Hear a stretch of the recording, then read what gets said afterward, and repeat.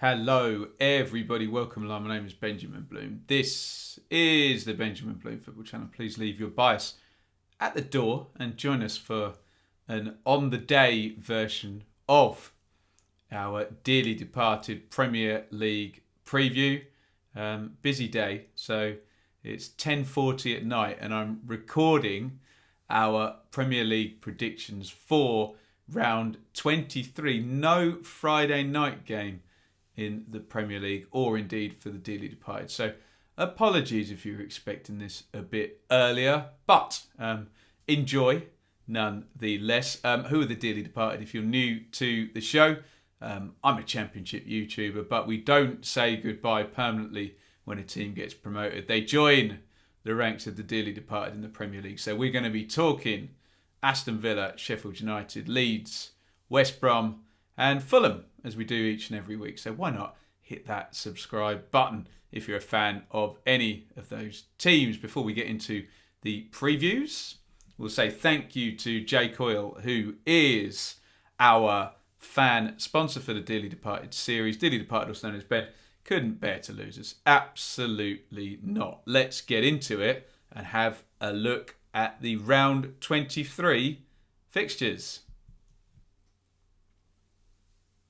And there you have it, our dearly departed games there with the blue highlight bells next to them.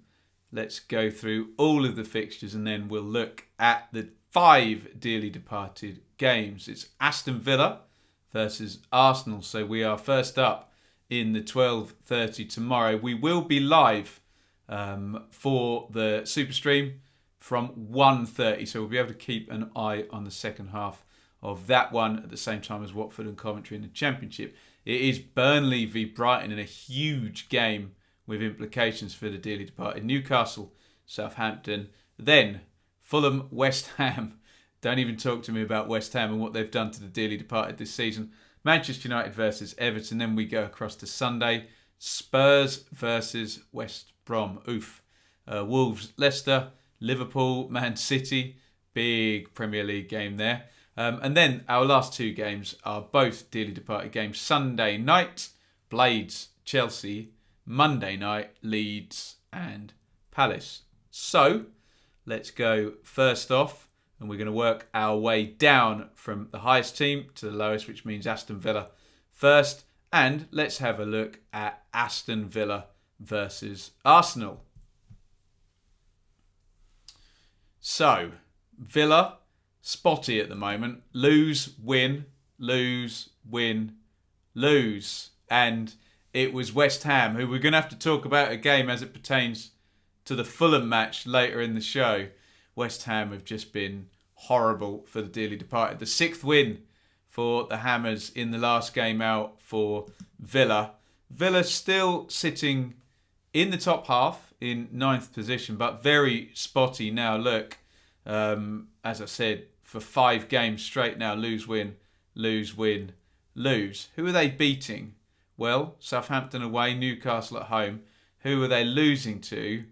West Ham, Burnley, Manchester City. I suppose the Burnley one was a bit of an outlier because they had so much possession and Burnley just came through and snatched it from 2-1 down, didn't they?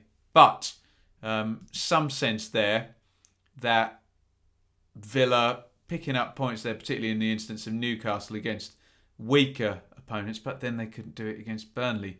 Could they? Arsenal are just beneath them in the table, just 1 point back, having played 2 games more. And that is, of course, a factor when we talk about Villa. They've literally been a game behind everybody since day one, haven't they? Not playing Manchester City on the opening day. The last team that Villa put out in that game against West Ham: Martinez, Cash Konza, Mings, Target, Louise, McGinn. El Ghazi came in for Traore, Barkley, Grealish, Watkins. Strong, as I say, only El Ghazi and Traore trading positions, really. Arsenal is an interesting one because obviously the mitigating factor of that recent defeat at Wolves was, you can see 2 red cards up there. Prior to that, wow, look at that, 5 wins and 2 draws in 7 games. One of the draws was against Manchester United. There's a victory over Chelsea in there, a victory over Southampton. I know Villa have got one of those too. So some sense that this is going to be a bit more even than that first game of the season where, was it 3-0 to Villa at Arsenal at the Emirates? So I think it's going to be a wholly tighter affair in this one. I mean, if we continue the win-loss, win-loss, win-loss thing, that bodes well for Villa because it's then a win. Obviously, there's going to be suspensions for Arsenal. Can we call it a Villa win? It wasn't a good day for the dearly departed in midweek, was it? Especially with Brighton winning as well at Liverpool. Goodness me. So let's try and be optimistic here then. And we will suggest that Arsenal, with suspensions and travelling away from home against a team above them in the division, will not be able to cope with Villa, who will put together a performance not like the one against Burnley or the kind of lucky-ish win against Southampton, but a complete one here. Let's go for a Villa win with my dearly departed hat firmly on my head. Aston Villa to beat Arsenal. Let me know what you think in the comments. Am I being too optimistic? Up next, Leeds versus Palace. Very annoying defeat for Leeds against Everton in midweek, where they conceded 2 pretty rubbishy goals from crosses from the left-hand side and then seemed to play well and create a fair amount of stuff. So perhaps just got into a fight with an Everton side, with a very wily manager in Ancelotti, very good manager, obviously, and, some high-quality Premier League players, and they were made to pay for their mistakes. And that's something that Crystal Palace did and will do, and I suppose did against Leeds 4-1.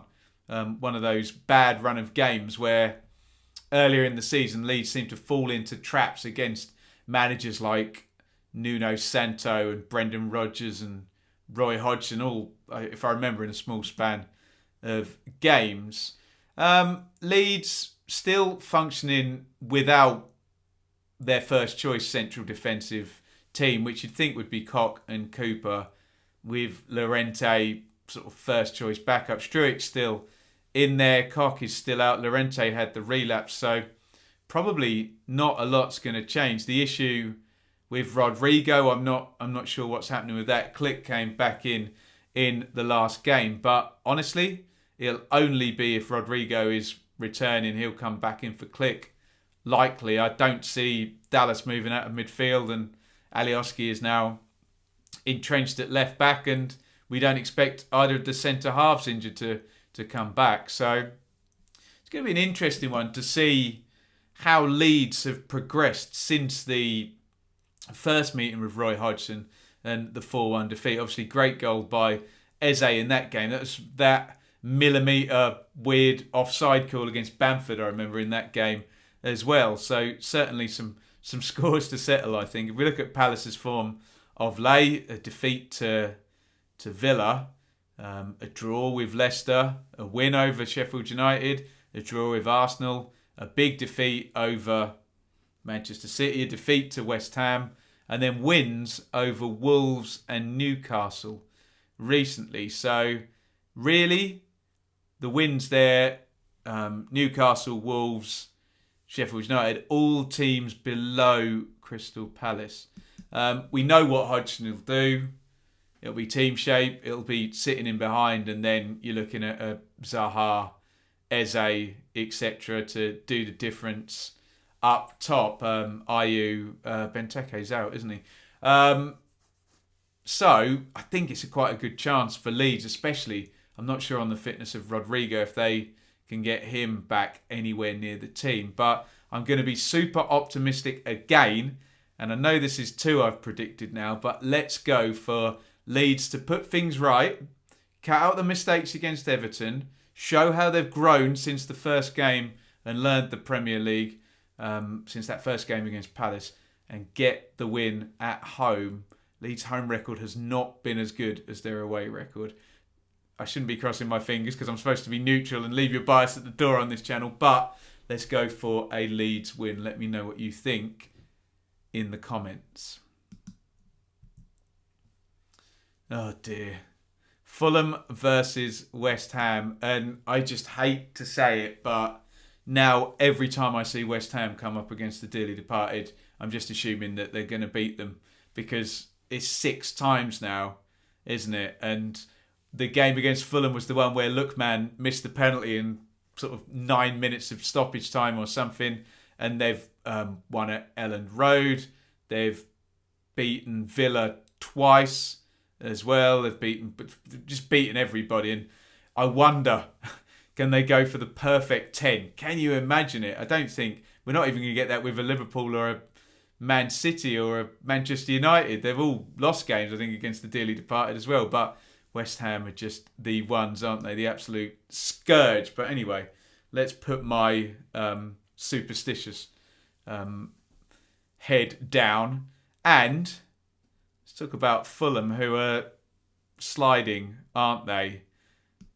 I said for a while, and I do feel like a bit of a broken record about Fulham, was that they got the team fixed. They moved from the sort of team that got them up in the playoffs to what they were going to do in the Premier League, and it was going to be 3 at the back with an entirely new system there. Kearney was out, and Mitrovic was out, and Lookman was in, and Loftus-Cheek was in, and all of that. And it all looked great, but they didn't win any games, did they? One win away at Leicester with that system. They kind of hadn't made the change before they won the first game against West Brom. And then just so many draws, and now all of a sudden you look at it and it's 3 defeats in 5 on top of all of those draws, and 2 wins in 21. And with Brighton, look at that, 10 points in 4, and Burnley's recent form and those back-to-back wins recently, it's an 8-point gap. It is not playing out the way we wanted it to for Fulham. We hoped that the fixes would be made and the trend would go upwards and the wins would come, and the wins haven't come. And there's been 2 draws against Brighton in there. They weren't able to beat Burnley either. They weren't able to beat Newcastle.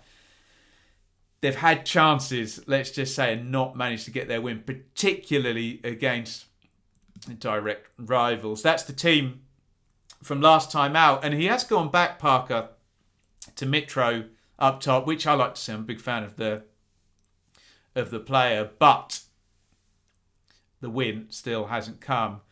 And look at West Ham's recent form as well. 4 wins in 5, only losing to Liverpool. And you don't need me to say it again. They are the scourge of the dearly departed, and it would be win number 7. So it's very difficult for me to predict anything other than a West Ham win here, because I've bet against them several times, and I'm not going to do it again until something swings. So apologies, Fulham fans.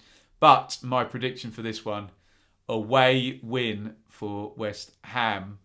Please explain to me in the comments, I'd love to hear it, how the dearly departed can stop West Ham this season, and David Moyes and Souček and Rice, and then the pace of Bowen, and the power of Antonio, and now Ben Rama in there as well.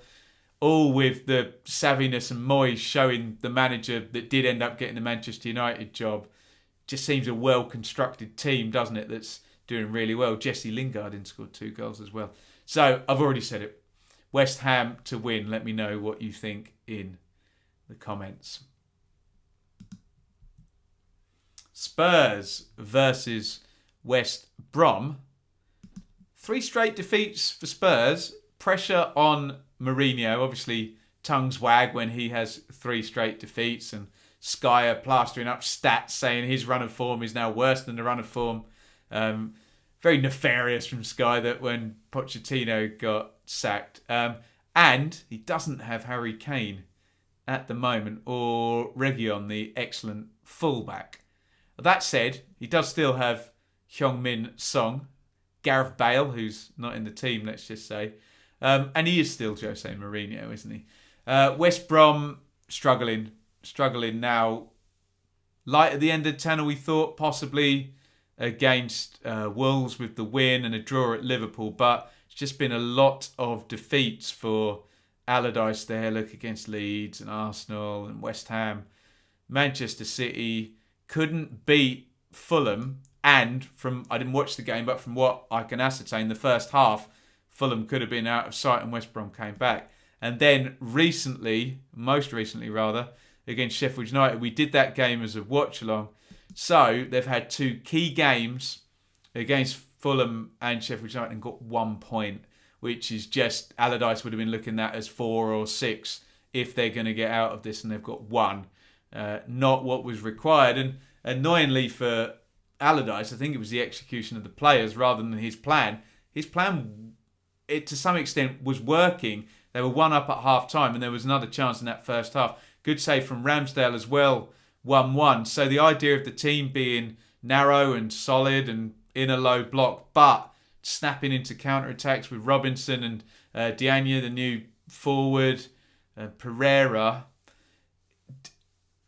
doesn't look like they're far off getting it to work where they sit in and then can punish teams in the same way. West Ham have absolutely got it down. Not quite as defensive as Allardyce can be sometimes, but you take the comparison, I'm sure. Spurs, as we said, 3 straight defeats, Chelsea, Brighton and Liverpool. So, yes, there is a big caveat that it's Chelsea and Liverpool. Kane is obviously one of the world's best strikers, but, it's Spurs. They should be stocked up enough up the top there. Vinicius has been used, hasn't he? And Heung-min Son is maybe a lesser player without Kane, but still a hell of a player. There's the West Brom team from last time out. Shouldn't change too much, I wouldn't have thought. He seems to have made it a little bit more experienced now with Phillips and Livermore and Snodgrass. Bartley's come in as well when there were players like, Romain Sawyers in there as well. Grady Dian, Garner. The unproven players are not in the team currently, and he's gone with experience. This is a hard one for us to forecast anything other than the Spurs win. I suppose we could look at the 3 straight defeats. We could look at the bad run and the lack of Kane. Fulham went there and got a draw in one of our watch-alongs, didn't they? Which was a tremendous result. So there is some form for the dearly departed. Should we throw a draw in there? Go on. Let's be wildly optimistic and say Allardyce can play out a 1-1 draw and pour more misery on Jose. I know those two have got form in the past again, but maybe I'm in over my head then. Draw, but I really do feel I'm clutching at straws now. Let me know what you think in the comments for Spurs versus West Brom. Finally, Sheffield United versus Chelsea. And if we go to Spurs as our reference point, Chelsea have changed their manager. That is now Thomas Tuchel. And they won at Spurs in their last game with what seemed to be quite a sort of decisive performance. No goals conceded under Tuchel. In fact, 0-0, a 2-0 against Burnley and a 1-0 against Spurs for Chelsea. Sheffield United are in form though, and we haven't seen this from any of the other dearly departed teams in the bottom 3. 3 wins in 5 games, and they managed to knock over Newcastle and West Brom at home, and then spectacularly Manchester United away from home. Unfortunately, Spurs and Manchester City in the other games. So perhaps we might see a bit of a green, red, stop, go traffic light pattern continue here. I do think you're catching Chelsea at the wrong time. And just a few weeks ago, at the back end of Lampard's tenure, would have been the time to catch them. Some cause for optimism for Sheffield United. Like I say, 9 points in 5 games was the sort of thing they needed to do to just drag them, what seemed like a dead carcass at the bottom of the table, up towards their opponents. That was the first thing. They've managed to get that done. Other results may come later after this one, but it does feel like as long as the good performances continue, there's some level of optimism in terms of getting off the bottom, which is the main thing. They left themselves so far back in terms of actually surviving that it's almost like the pressure's off. Just keep getting as many points as you can towards the end of the season. And look, if you can get another 9 in the next 5 games, then who knows? But, looking at the table, that would be 20 points from 27 games. You're still a long, long way back. And I just think with Tuchel's start there, I can see another clean sheet and I can see a Chelsea win in this one. Let me know what you think in the comments, but I'm going for an away win for Chelsea in this one, which could, we've predicted a West Ham win, so we move them closer maybe to the top 5. We will see. Let me know what you think in the comments. Thank you again to Jay, who is our fan sponsor for the Dearly Departed shows. Dearly Departed, also known as Ben, couldn't bear to lose us. We really appreciate your support. Tried to be optimistic. I've predicted 7 points for the Dearly Departed over those games. We keep our fingers crossed as ever, but we try and leave our bias at the door. I'll be here for the Saturday Super Stream. You're going to be watching this on Saturday once it goes up, so later on, we're starting at 1:30, so we will catch the second half. We'll have double screen on. We'll have Villa and Arsenal, and we'll have Watford and Coventry on. And then there will be... do we get any 3 p.m. kickoffs? Let me just check. No, annoyingly, we don't. So we'll keep an eye on Arsenal, Aston Villa live. Potentially, we might do Leeds Palace as a watch-along, but I had kind of looked at that as possibly a night off, dare I say. So thank you, everybody, for watching, and anticipate then if big things happen, we'll review individual games, but it might well be the full review show, maybe on Tuesday after the final game, which is Leeds. With all of that being said, thank you for watching, and it is over and out from me. Thank you so much for watching. If you enjoyed this video, please hit the like button to see more videos from this channel. Hit the subscribe button, and to be notified every time we upload. Ring the bell for those notifications to come through on your device. If you really want to support the channel and me as a content creator, I will be eternally grateful if you head over to the merch store and grab something, or support over on Patreon, patreon.com/Benjamin Bloom. Thank you for your time. Go and watch another video.